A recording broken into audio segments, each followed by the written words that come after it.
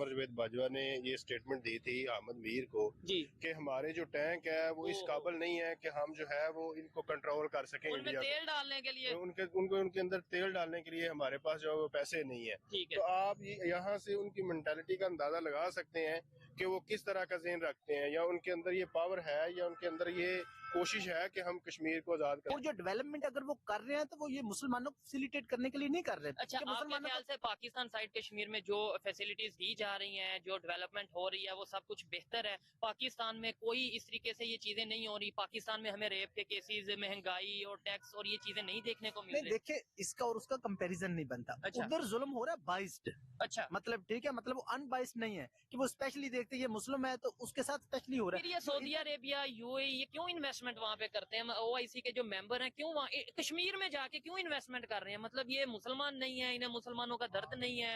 वो माल of Srinagar zone है, वो आपको पता है कौन सी कंट्री की तरफ से इन्वेस्टमेंट है? यूएई की तरफ से।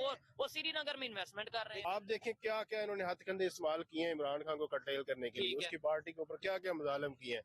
आप देखें यहाँ के रहने वाले बाशिंदों के ऊपर उनके घर वालों की इज्जतें पैमाल की गई। तो अभी हम कश्मीर की बात करते हैं अभी, मतलब, और बलूचिस्तान। अच्छा, बलूचिस्तान की अगर बात करें, आप ये देखें कि हमारे अंदर तो हमारे रहने वाले जो सिटीजन है वो महफूज नहीं है, उनकी इज्जतें महफूज नहीं है, उनकी प्रोटेक्शन नहीं है। तो हम किस तरह कश्मीर की प्रोटेक्शन कर सकते हैं? 1965 में देखे जब अयूब खान अमेरिका जाता था तो अमेरिकन प्रेसिडेंट आकर विजिट करता था, उसको इस्तकबाल करता था। क्यों?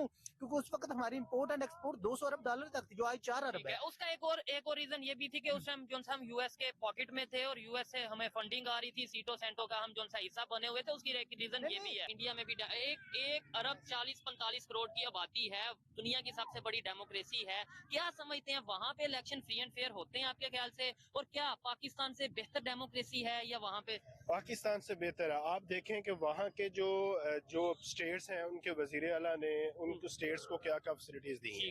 आप वहाँ पे आप इकोनॉमी देख लें, पाकिस्तान की इकोनॉमी देख लें, वहाँ पे आप देखें कि चीजें किस रेट पे बिक रही हैं और पाकिस्तान में क्या है। आप देखें प्रोविंशियल ऑटोनॉमी, यहाँ 1000 पूंजियों की पतलूनी उतर जाती है। जब बंदूक का मुकाबला बंदूक से होता है जनाब स्पीकर साहब, तो फिर हमारी हीरो कारगिल में कर्नल शेर खान शहीद, उसको इंडियन आर्मी सलूट करते हैं और हमारे अपनी दुम दबाकर भाग जाती है। इंडिया हमारे साथ आजाद हुआ था।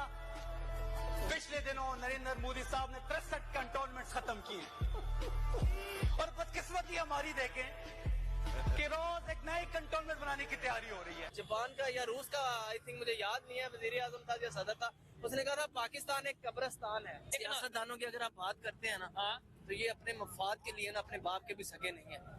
आप मैं कीड़े मकोड़े हैं इनके लिए। नहीं, इधर मैं ये कहूँगा पता हमें है, आपको नहीं पता। मैं जुमला वही सुना रहा हूँ कि हमारी अदालतों में जब फैसला ही सही नहीं होता, अच्छा, सारे जुल्म सितम अदालतों के जरिए हो रहे हैं, हुक्मरानों के जरिए हो रहे हैं। अगर फैसला सही हो, इसका हक इसको मिले, इसका इसको मिले, इसका इसको मिले, तो ये सारे जुल्म सितम बंद हो जाए। हक तो किसी को मिल ही नहीं रहा। नहीं, हम ये कहते हैं जो करवाता है वो अमेरिका करवा देता है, वो इंडिया करवा देता है। हिस्ट्री को छोड़े, हमारी हिस्ट्री जो है वो सच मिटा ही नहीं रहा। मुतालिया पाकिस्तान की बुक है, सारी फेक लिखी हुई है, उसमें कोई बात उन्होंने सच की। अच्छा, सारी हिस्ट्री हमारी झूठी है, सारी हिस्ट्री झूठी है। इंडिया के वजीर खारजा ने एक बयान दिया था, उसने कहा था कि पाकिस्तान को अगर मतलब जरूरत है IMF से ज्यादा हम इन्हें दे सकते थे। अच्छा, उन्होंने कहा था, ठीक है। वो दुश्मन की बात ही नहीं है, वो तो कहते हैं हमारे दुश्मन नहीं है। हाँ, ये उन्होंने, मैं स्टेटमेंट बताता हूँ, फॉरेन मिनिस्टर ने ये स्टेटमेंट, अपने मुल्क में लगी हुई जंग तो खत्म करे।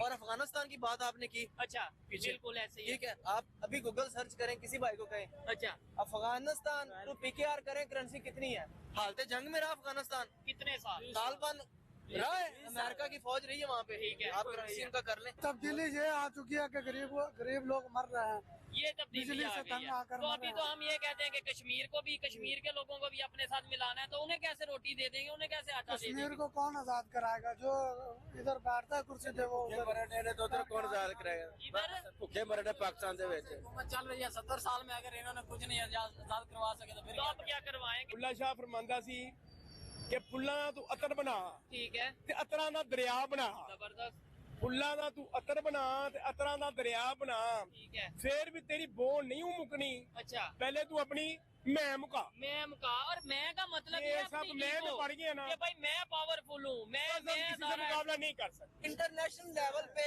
रिलेशन तभी बेहतर होगा जब हमारी माशत, हमारा मुल्क अंदर से स्ट्रांग होगा। आपने स्टार्ट में एक बात की, आपने कहा कि ये जो 3 दिन धरना रहा है, अरबों रुपए का नुकसान हुआ है, ठीक है। आप अपने मुल्क में नुकसान कर रहे हैं अपना, तो आप माशी आलमी सतह पे आप कैसे करें?